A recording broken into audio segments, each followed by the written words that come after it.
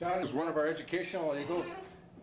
She's in a molt. What we do is we put her up for molt, and that way she can free fly in here, gain weight, grow her feathers properly, and then when the molt's done, we'll put her back into training. Right now, she's out of training because of that molt. She's getting a whole set of new feathers in. And we have another eagle over here, Aurora. We're using her for educational now because we have Don up for molt. And Aurora's the bird we've been using for educational right now.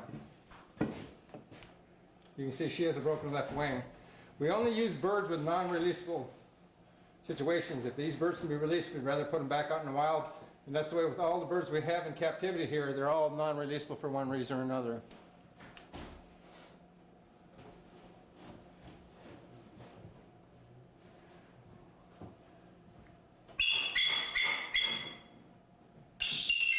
So we have 4 eagles. We have the 2 educational up here, the 2 on display down below.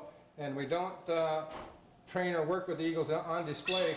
Those 2 are only on display. And these eagles are trained to come up to the fist for educational programs. I hear somebody else calling over here.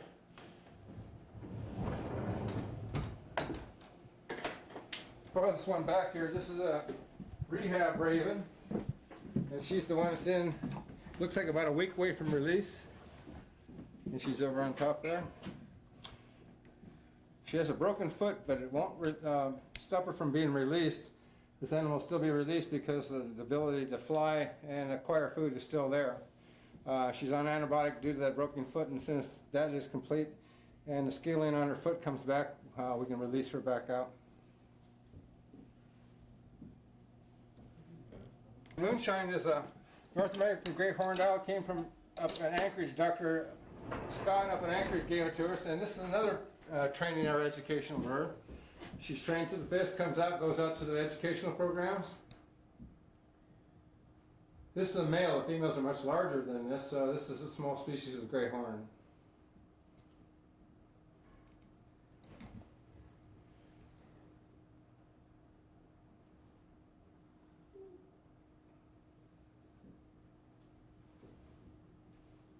Females are always larger than males in most species of birds of prey, except for very few. And that would be, this is Star. She's up for molt. She's a trained raven. She'll fly right to the fist here if I get some chow.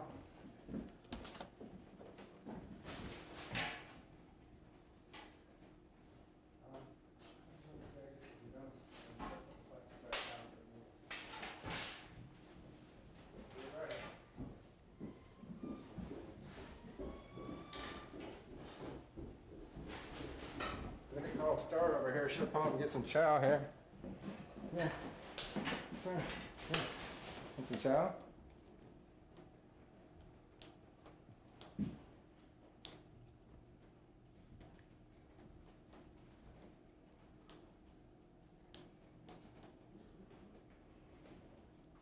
Fly back. I got something else for you. Come on. Oh, look at the salmon. Oh, what do we got? Oh, good, huh? Yeah, I thought you might want that.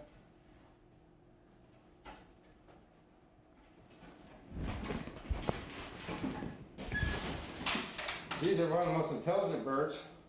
This animal will remember 40 different hiding places for at least where it hides food throughout the summer for winter, catches so it can go back in the winter and pick it up. But actually can remember 40 different things.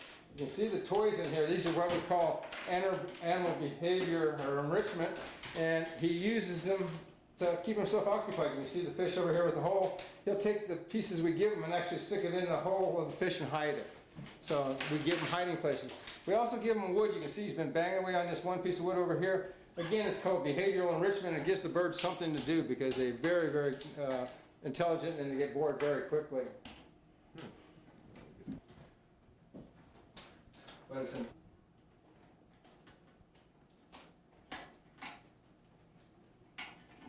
fish? That's right? I didn't think so. Not with your chow, huh? What we did there, we gave him a hard part of salmon with some fin on it, and he actually has to work at it. So again, it's something for him to do in captivity. It's important to keep your animals active, and especially along lines of crows and ravens, they really are sharp animals.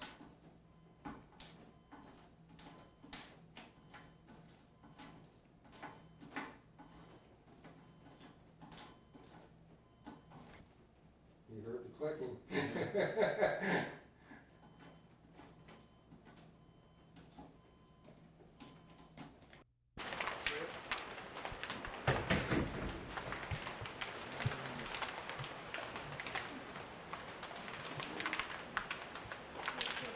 Okay, so why is it important to use these birds for educational purposes?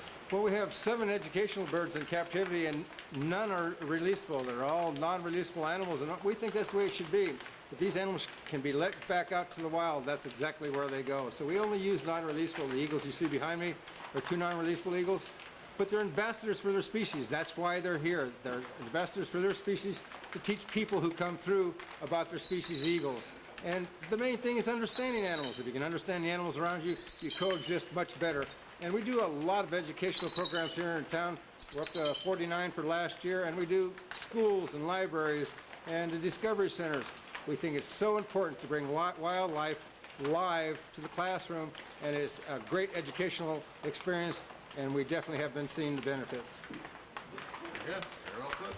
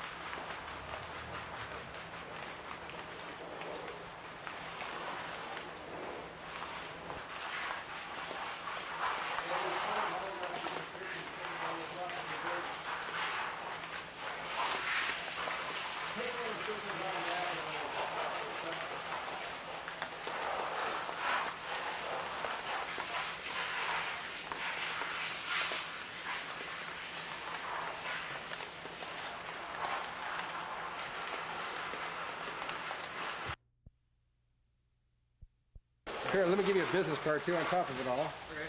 That'll help too. In case I lose that. That's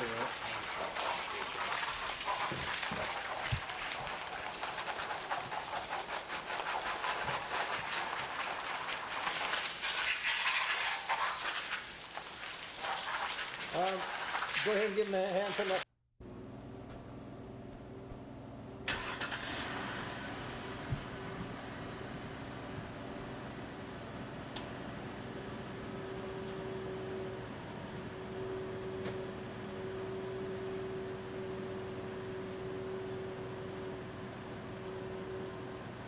Nothing.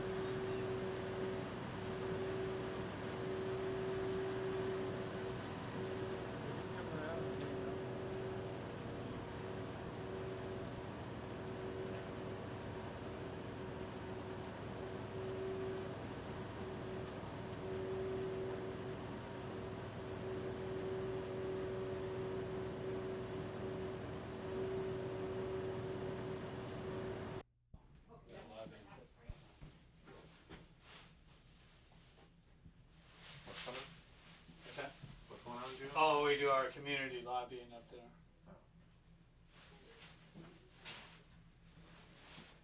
It's going right now. Yeah, but don't touch it. They usually get a steady shot. Let it roll for like 10 seconds though.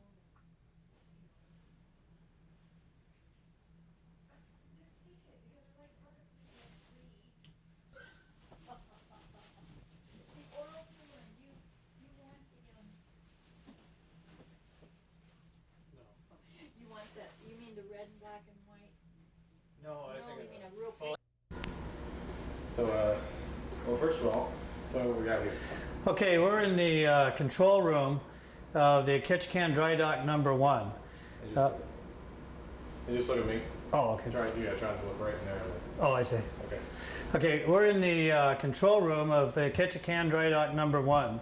This is a 10,000 long ton, 432 foot long by 110 foot wide floating dry dock, which is a registered marine vessel with the Coast Guard.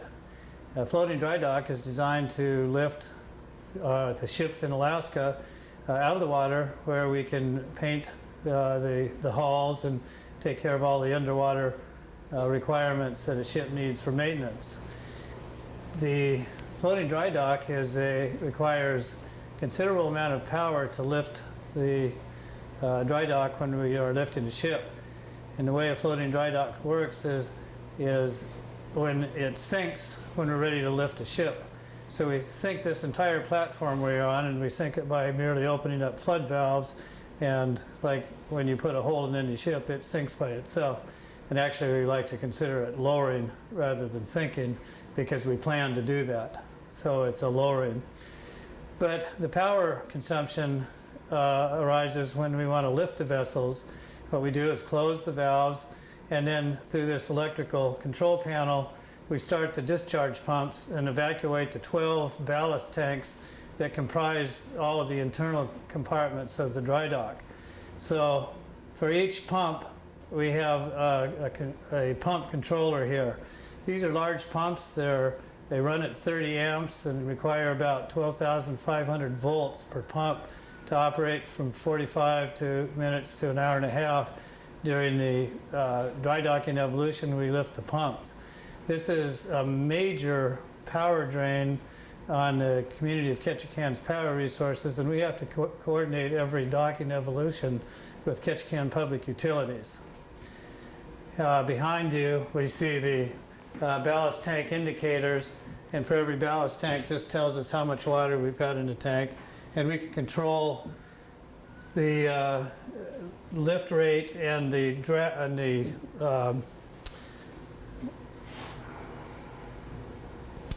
rats.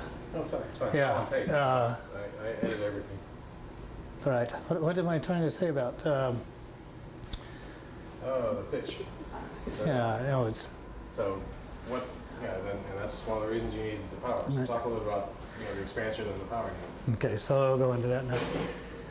So the Ketchikan shipyard is a new enterprise for the state of Alaska. It's owned by the Alaska Industrial Development and Export Authority, and we're a private contractor that operates the shipyard for the state of Alaska through ADA. Now, we have major power requirements in conducting our business. In addition to the power that's required to operate the floating dry dock, we also provide shoreside power to all the ships that come to our shipyard, and that includes the state ferries, the Columbia, the Kennecott, all of those large vessels. And the power cords that supply those have 480 amp service. And we keep, when the ships are in our yard, we have to keep those ships warm and dry and powered up through our shore power. So those are major power consumers here at the shipyard, as well as operating the fabrication equipment that we use to put the steel plates together. All the welding equipment requires significant amounts of power, and the machine shop, which we saw earlier, which has some of the largest machine tools in the state of Alaska, all require significant amounts of power. Now, the issue with the intertie, and why we're pleased to have the intertie going forward, is that we're in a business that competes with the outside shipyards in the Puget Sound region that enjoy an abundance of dependable, low-cost hydroelectric power. And we have to compete with those shipyards head-to-head. Power is a major cost component of every project. And right now, we're operating with the community of Ketchikan, and we're offered an industrial rate that is dependent on the surplus power that's available to our community. If no surplus power is available, then we no longer have on our industrial rate, and our power roughly doubles in cost compared to the those Puget Sound shipyards. So if that happens to us in the course of a project, all of a sudden our competitive position is reduced significantly.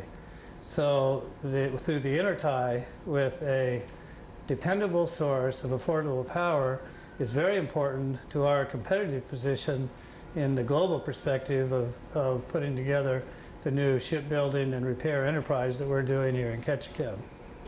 And that being said, this shipyard not only is good for the economy of Ketchikan, but also can help out the economy of the whole state by having a facility like this. Right, and I'll address that. Now, the Ketchikan shipyard became a vision for the state of Alaska in the late 70s when some of our local community leaders recognized that significant jobs and spending were being exported to Puget Sound shipyards for maintenance of, at that time, the relatively new Alaska Marine Highway system. They looked forward to the day when resource extractive industries may go into decline and felt that there was a need in our state to strengthen and diversify our economy, and they believed that establishing a major ship repair and maintenance facility would be very useful in developing that capability. So in the early 80s, the legislature appropriated roughly $38 million to build the facility that you see here today. No one in the late 70s realized that the timber industry would go into decline as rapidly as it has, but now that it has, the Ketchikan shipyard is very important, both to Ketchikan and the region of Southeast Alaska, but it's also important to the state of Alaska. As many of you know, the Alaska Marine Highway Service is the transportation of choice for the independent traveler, and literally hundreds of thousands of visitors come to Alaska in the Marine Highway system, and they go on from the system and take it on up to Anchorage and access the rest of Alaska through Marine Highway system. The other benefit that the state has from a strategically located marine repair facility like the Ketchikan shipyard is our ability to reduce the cost of operating ships in Alaska. And by reducing those costs, that's good for all Alaskans because it reduces the cost of goods that are shipped into the state. So the accessibility to dependable and affordable power is not only critical to Ketchikan and the Ketchikan shipyard, but to the state of Alaska in creating this type of enterprise and maintaining the industrial base that the Ketchikan shipyard represents. And along with that comes the rather large industrial capability that our machine shop and our welders and our painters and our workforce represents to the state of Alaska. Very good. That'll do it for me. Okay. And yeah, now I can get some shots. You want to get any of this?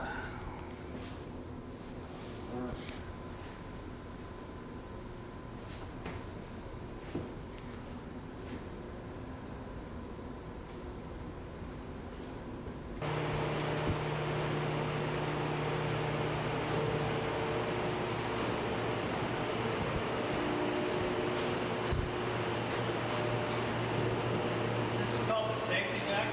I talked about flood valves. Now these are all our automatic valves, but this is the flood valve, and these open when we want to sink. This safety deck is an airtight compartment, and it assures that the dock won't go completely underwater. There's enough buoyancy here that when we go down, it'll stop at the predetermined level. Major electrical panels, you can see all the way through of power consumption. At this dry dock base.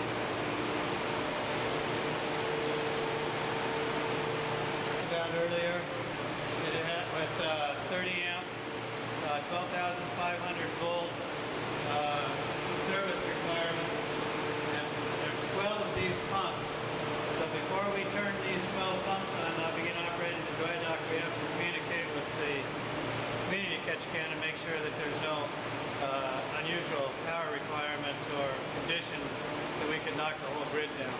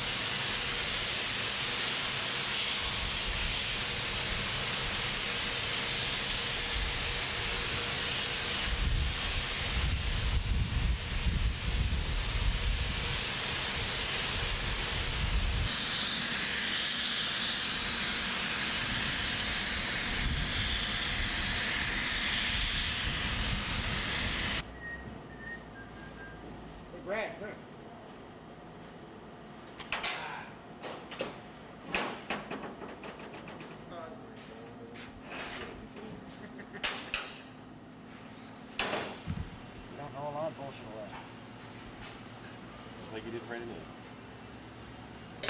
can hardly even tell. But I swear it got that big. You gotta So fix that you, slot a little bit.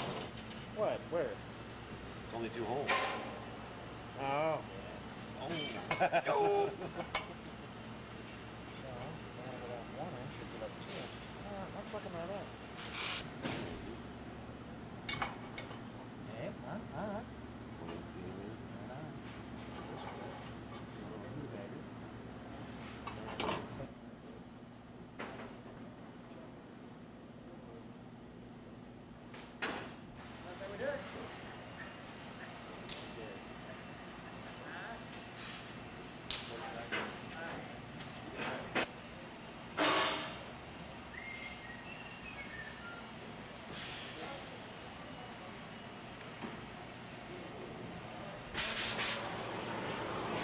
It'll work.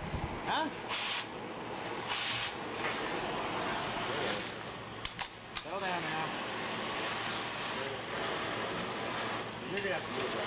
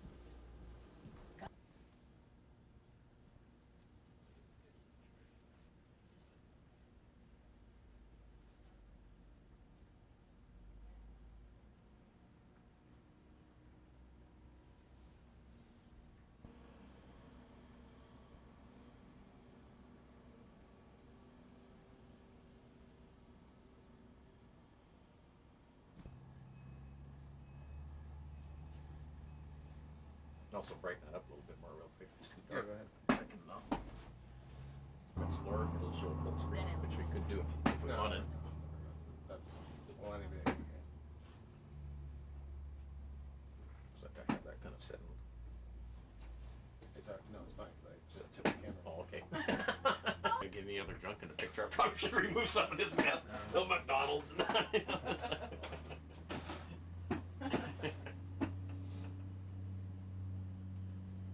Mittens and gloves. And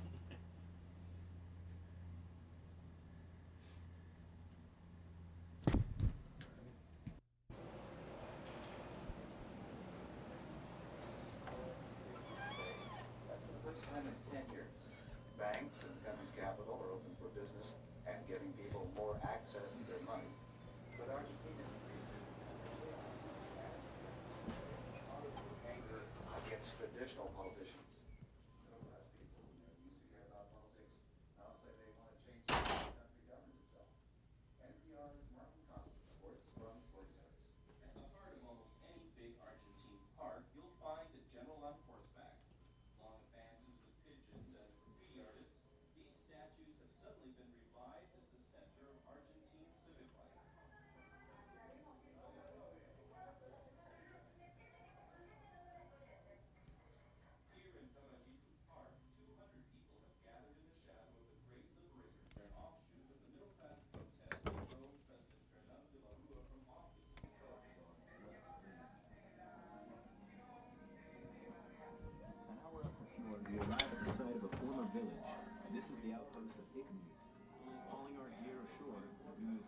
close